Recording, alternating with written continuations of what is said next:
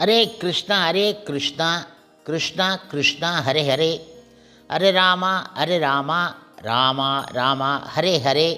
குட்டி கதைகள் 75. இதில் சௌபாரி முனிவரின் கதை காண்போம். முன்பு ஒரு சமயம் இஸ்வாகுவின் பரம்பரையில் வந்த பெரிய அரசர் மந்தாதா 7 தீவுகளை கொண்ட முழு உலகத்திற்கும் பெரிய அரசராக விளங்கிய காலம் அது. அவருக்கு சச பிந்துவின் மகளான பிந்துமதியின் மூலமாக 3 புத்திரர்களும் 50 புதல்வியர்களும் இருந்தார்கள். மன்னர் மாந்தாதாவின் ஆட்சி காலத்தின் போது சௌபாரி என்னும் முனிவர் ஒருவர் யமுனை நதியின் அருகில் உள்ள குளம் ஒன்றில் ஆழத்தில் மூழ்கி தவத்தில் ஈடுபட்டு இருந்தார். மீன்கள் மீது கருணை கொண்ட அவரால் அங்கு மீன் பிடிப்பது தடை செய்யப்பட்டு இருந்த போதிலும் ஒரு சமயம் அந்த குளத்திற்கு வந்த முழுமுதற் கடவுள் மற்றும் பரம புருஷ பகவான் ஸ்ரீ கிருஷ்ணரின் சேவகரான கருடன் மிகவும் பசியுடன் இருந்ததால் அவருக்கு மிகவும் விருப்பமான உணவாகிய மீனை அந்த குளத்தில் பிடித்து எடுத்தார். தங்களது தலைவனை இழந்துவிட்டதால் அந்த குளத்தில் உள்ள மற்ற மீன்கள் வருந்துவதைக் கண்ட சௌபாரி முனிவர் அந்த குளத்தில் உள்ள உயிர்கள் மீது மிக்க கருணை உடையவராக தன்னை கருதி கொண்டு கருடன் மீண்டும் அந்த குளத்திற்கு வந்து மீனை பிடித்தால் அவர் உடனே தனது உயிரை இழப்பார் என, இது சத்தியம் என கருடனுக்கு சாபம் அளித்து விட்டார். இந்த சாபத்தை அறிய வந்ததாலேயே காளிங்கன் என்னும் நாகம் கருடனுக்கு அஞ்சி யமுனைக்கு அருகில் உள்ள இந்த குளத்தில் தஞ்சம் அடைந்து விட்டது. பின்னர் பகவான் ஸ்ரீ கிருஷ்ணரால் அங்கிருந்து விரட்டி அடிக்கப்பட்டது. மீன் ஆனது பறவைகளின் இயற்கையான உணவு. ஆகையால் கருடன் செயலில் தவறு ஒன்றும் கிடையாது. மாறாக கருடனை அவரது இயற்கை உணவான மீனை உண்ணவிடாது சௌபாரி முனிவர் தடுத்தது தான் உண்மையில் பெரும் குற்றமாகும்.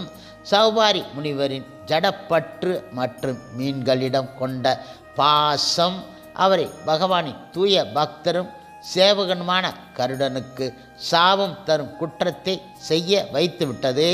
இந்த வைஷ்ணவ அபராதமே பின் அவரது வீழ்ச்சிக்கு மூல காரணம் ஆயிற்று. வைஷ்ணவராய கருடனுக்கு அவர் அளித்த சாபம் அவருடைய ஆன்மீக வீழ்ச்சிக்கு காரணமாயிற்று. ஒரு சமயம் சௌபாரி முனிவர் யமுனைக்கு அருகில் உள்ள அந்த குளத்தின் நீரில் ஆழ்ந்து மூழ்கி தவம் செய்து கொண்டு இருந்த பொழுது ஒரு ஜோடி மீன்கள் உடல் உறவில் ஈடுபட்டு இருப்பதை காண நேரிட்டார்.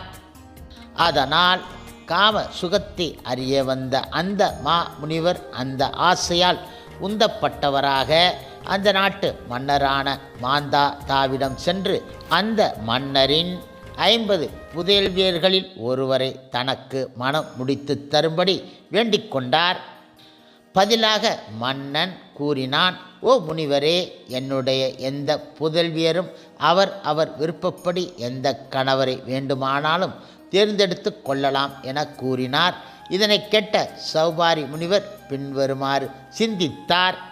ஓ, முதுமையின் காரணத்தால் நான் பலகீனமாக இருக்கிறேன். முடியும் நரைத்து இருக்கின்றது, தோலும் சுருக்கம் அடைந்துவிட்டது, தலையும் நிலையில்லாமல் ஆடுகின்றது. இது மட்டுமில்லாமல் நான் ஒரு யோகியாகவும் இருப்பதால் எந்த ஒரு பெண் என்னை விரும்புவாள் என நினைத்தார்.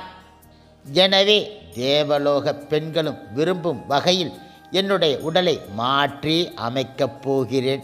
இந்த மன்னனின் புதல்வியர்களை பற்றி சொல்ல என்ன இருக்கிறது என நினைத்தார் அவர். இப்படியாக சிந்தித்தபடியே சௌபாரி முனிவர் மிக்க இளமையானவராகவும் அழகு மிக்கவராகவும் மாறினார். அதன் பின் அரண்மனை தூதுவன் அவரை வளம் மிகுந்த அரச குமாரிகளின் அந்த புறத்திற்குள் அழைத்துச் சென்றான். அவர் ஒருவரே ஆனாலும் அங்கு இருந்த 50 அரச குமாரிகளும் அவரை தங்கள் கணவனாக ஏற்றுக்கொண்டு விட்டார்கள். இப்பொழுது வேத மந்திரங்களை சரியாக உச்சரிப்பதில் வல்லவரான சௌபாரி முனிவர் தன்னுடைய கடும் தவத்தின் பலனாக செல்வம் கொளிக்கும் வீடு, ஆடை அணிகலன்கள் நன்கு உடையணிந்து அலங்காரத்துடன் கூடிய பணிப்பெண்கள், பணியாட்கள், தூய நீர் நிரம்பிய ஏரிகள் மற்றும் தோட்டங்கள் கொண்ட பூங்காக்கள், பாடகரின் பாடல் ஓசையும் பறவைகளின் பாடல்களும் வண்டுகளின் ரீங்காரமும் ஒலிக்கும் பலவகை பூக்களின் நறுமணத்தால் நிரம்பிய அந்த பூங்காக்கள், ஏராளமான விலை உயர்ந்த படுக்கைகள், ஆசனங்கள், ஆபரணங்கள் நிரம்பிய குளிக்க வசதிகளும், சந்தன குழம்பு, மலர் மாலைகள், அறுசுவை உணவும் தயாராக இருந்த அந்த மாளிகை இவை அனைத்தையும் அடைய பெற்று விட்டார். இந்த வளமான சூழ்நிலையில் தன்னுடைய 50 மனைவியர்கள் உடனும் குடும்ப விவகாரங்களில் முற்றிலும் ஈடுபட்டவராக இருந்தார். சௌபாரி முனிவரின் இந்த ஐஸ்வர்யத்தை கண்டு ஆச்சரியத்தால் ஸ்தம்பித்து போன 7 தீவுகளை கொண்ட இந்த முழு உலகிற்கும் பெரிய அரசராக விளங்கிய மந்தாதா இருந்தார். அதன் பின்னர் சௌபாரி முனியால் கவரப்பட்ட அவருடைய மனைவியர்கள் தங்கள் சகோதரி உறவு முறையை துறந்து, ஓ எனக்குத்தான் இவர் பொருத்தமானவர், உனக்கு கிடையாது என போட்டி போட்டு அவர்களுக்குள் சண்டையிட்டு கொண்டார்கள். அவர்களுக்குள் இவ்வாறாக மனஸ்தாபம் உண்டாயிற்று. இவ்வாறாக தொடர்ந்து புலன் இன்ப நுகர்வை சௌபாரி முனிவர் அனுபவித்தாலும் எரியும் நெருப்பில் எண்ணெய் விடுவதால் நெருப்பு அணைவது கிடையாது, மாறாக கொழுந்து விட்டு எரியும் என்பதைப் போல அவர் ஆசைகள் ஒரு முடிவுக்கு வர கிடையாது. இந்த நிலையில் ஒரு நாள் அவர் தனியான ஓர் இடத்தில் அமர்ந்து இருக்கும்போது தனது வீழ்ச்சிக்கான காரணத்தை பற்றி சிந்தித்தார். எந்த மீன்களின் மீது கொண்ட பாசத்தால் வைஷ்ணவராய கருடனுக்கு சாபம் இட்டாரோ அதே மீன்களின் சேர்க்கையினால் தன்னிடம் ஏற்பட்ட மனச்சஞ்சலமே தனது வீழ்ச்சிக்கு காரணம் என்பதை அவர் உணர்ந்து கொண்டார். ஓ ஐயகோ, தபஸ்யாகவும் சத்வகுணம் கொண்டவனாகவும் விரதத்தில் வல்லவனாகவும் இருந்த போதிலும் நீருக்கடியில் மீன்கள் சேர்க்கையில் கவனம் செலுத்திய இருந்ததால் நீண்ட காலம் பின்பற்றி வந்த பிரம்மனை அடையும் பாதையில் இருந்து தவறி விழுந்துவிட்டேன். எல்லோரும் இந்த வீழ்ச்சியை கண்டு பாடம் கற்றுக்கொள்ள வேண்டும் என நினைத்தார் அவர். முக்தியை விரும்பும் ஒருவன் காம சுகத்தில் மூழ்கி கிடப்பவர்களின் தொடர்பை எல்லா வகையிலும் முற்றிலும் துண்டிக்க வேண்டும். தன்னுடைய புறப்புலன்களை புலன் இன்ப விஷயங்களில் ஈடுபடுத்தக்கூடாது. தனிமையான இடத்தில் தங்கி எல்லையற்ற பகவான் கிருஷ்ணன் பாத கமலங்களில் தன் மனதை செலுத்த வேண்டும். அதே சிந்தனை கொண்ட தக்க சாதுக்களின் உறவில் வாழ வேண்டும். ஆரம்பத்தில் தனியாக இருந்த நான் தவம் செய்வதில் ஈடுபட்டு இருந்தேன். ஆனால் பின்னர் சிற்றின்பத்தில் ஈடுபட்டு இருந்த மீன்களின் சகவாசத்தால் திருமணம் செய்து கொள்ள ஆசைப்பட்டு விட்டேன். அதன் பிறகு 50 மனைவியருக்கு கணவன் ஆகிவிட்டேன். ஒவ்வொரு மனைவியின் மூலமாக 100 புத்தர்களை பெற்று எடுத்து உள்ளேன். என்னுடைய குடும்பம் 5000 எண்ணிக்கை கொண்டதாக பெருகிவிட்டது. இவ்வாறாக ஜட இயற்கை குணங்களின் தாக்கத்தால் இழிவு அடைந்த நான் ஜட வாழ்க்கையில் மகிழ்ச்சியாக இருக்க முடியும் என நினைத்தேன். இவ்வாறாக இந்த பிறவியிலும் மறுபிறவியிலும் இன்பம் அனுபவிக்க வேண்டும் என்ற என்னுடைய ஜட ஆசைகளுக்கு ஒரு முடிவே இல்லாமல் போய்விட்டது என ஆழ்ந்த சிந்தனையில் சௌபாரி முனிவர் ஆழ்ந்துவிட்டார். இத்தகைய சிந்தனைகள் உடன் சில காலம் குடும்ப வாழ்க்கை நடத்திய அவர் ஜட இன்பம் அனுபவிப்பதில் பற்றற்றவர் ஆகிவிட்டார்.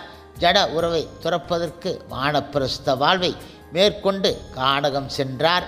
தங்களுடைய கணவனை தவிர புகலிடம் வேறு ஏதும் இல்லாத கணவனையே தெய்வமாக கொண்ட அவருடைய அனைத்து தர்ம பத்தினியரும் அவரை பின்தொடர்ந்தார்கள். தன் உணர்வில் தெளிவு உள்ள சௌபாரி முனிவர் கானகம் சென்று கடும் தவங்களை மேற்கொண்டார். இவ்வாறாக மரணத் தருவாயில் உண்டாகும் அக்னியில் இறுதியாக அவர் பரமபுருஷ பகவான் கிருஷ்ணன் சேவையில் தன்னை ஈடுபடுத்தி கொண்டார். தங்கள் கணவர் சௌபாரி முனிவர் ஆன்மீக பரிபக்குவம் அடைந்ததைக் கண்ட அவருடைய மனைவியர்களும் சௌவாரி முனியின் ஆன்மீக சக்தியால் அவரை ஆன்மீக உலகில் பின்தொடர்ந்தார்கள். அக்னி அணைந்தவுடன் அதன் சுடர்களும் முற்றிலும் அணைந்து விடுவதற்கு ஒப்பாகும் இது ஆகும். இவ்வாறாக வாழ்வின் இறுதி பகுதியிலாவது சத்சங்கத்தினால் ஆன்மீகத்திற்கு மட்டுமல்ல பௌதியத்திற்கும் முற்றிலும் உதவாத அனைத்து அசத் சங்கங்களை துறந்து ஒவ்வொருவரும் சௌபாரி முனிவரைப் போல புலன்களின் இச்சைகளில் இருந்து விடுபட்டு பகவான் கிருஷ்ணரை அடைய வழி தேட வேண்டும். ஹரே கிருஷ்ணா கிருஷ்ணா கிருஷ்ணா ஹரே ஹரே, ஹரே ராமா ராமா ராமா ஹரே ஹரே. ஸ்ரீல பிரபுபாதரின் சேவையில் இஸ்கான் பக்தர்கள்.